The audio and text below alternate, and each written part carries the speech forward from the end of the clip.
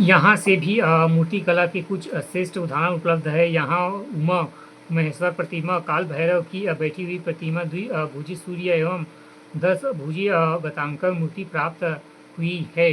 बस्तर के नागवंशियों के काल में महत्वपूर्ण कला केंद्र दंतेवाड़ा, बारसूर, भैरागढ़ आदि में स्थित थे। इनमें से बारसूर के गणेश प्रतिमा अपने आकार के कारण अत्यंत प्रसिद्ध है, जो 1060 ई से नंग राजा जगदेव भूषण के एक महामंडलेश्वर चंद्रदित्य के नाम से बनाए चंद्रदितेश्वर मंदिर की लगी अनेक मूर्तियों में से 1000 वर्ष पूर्व की विशालकाय गणेश प्रतिमाएं छत्तीसगढ़ के पुरातत्व की दृश्य से अद्भुत है।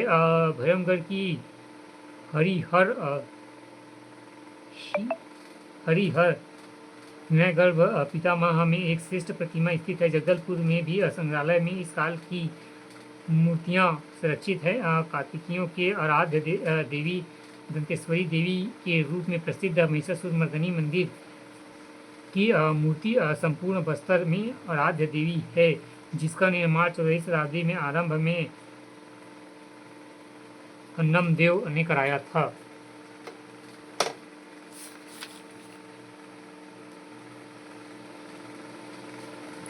चौथा, गौड़ मूर्ति शिल्प 1500 से 1700 ई। इसके पश्चात छत्तीसगढ़ की कला में हाथ दिखाई पड़ता है, किंतु कला गतिविधियों में 17 से 18वीं शताब्दी तक चलती रही, जिनके सामान्यतः गोंडाकालीन कलाकृत्य के नाम से जाना जाता है। इसके अंतर्गत सामान्यतः गौड़ सरदारों अथवा सिपाहियों की प्रतिमाएं मिलती है। लगभग इसी काल के 3 बंदरों की मूर्तियां रायपुर संग्रहालय में संग्रहित हैं, जो गांधी जी के 3 बंदर बुरा मत कहो, बुरा मत सुनो और बुरा मत देखो को पृथक प्रदर्शित कर रही है। ये प्रतिमाएं 16 से 17 शताब्दी तक तथा राजनांदगांव से प्राप्त हुई थी।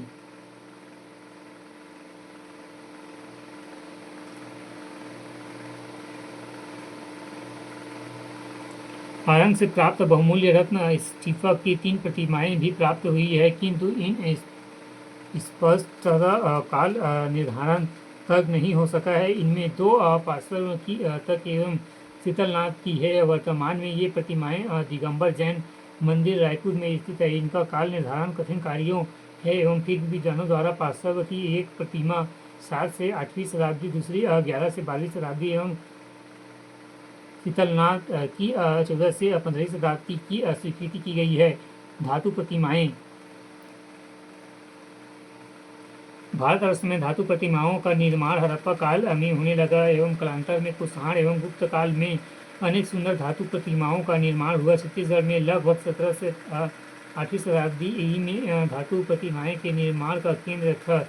यहाँ बनने वाली प्रतिमाओं को खंड पहले ढाल कर बाद में जोड़ दिया जाता। इसके पश्चात अलंकरण से सुसज्जित करने के उपरांत सोने का मुलम्मा, आँखों में चांदी का जुड़ाव एवं बालों में काला रंग, ओष्ठ में तांबे का रंग आदि चढ़ाया जाता और अंत में असली रत्नों सहित आभूषण से अलंकृत किया जाता था।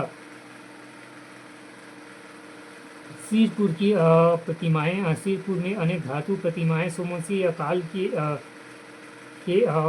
सोमवंशी के काल से छत्तीसगढ़ की आर्थिक संस्कृति समृद्धि को दर्शाते हैं। लगभग 25 धातुओं की प्रतिमाएं वहाँ के तत्कालीन मालगुजार श्याम सुंदर दास के अधिकार में थी, जिसमें से 6 मूर्तियां जिन्होंने विभिन्न लोगों को भेंट में दे दी थी। 2 प्रतिमाएं मुनि कांति सागर को प्रदान की गई थी।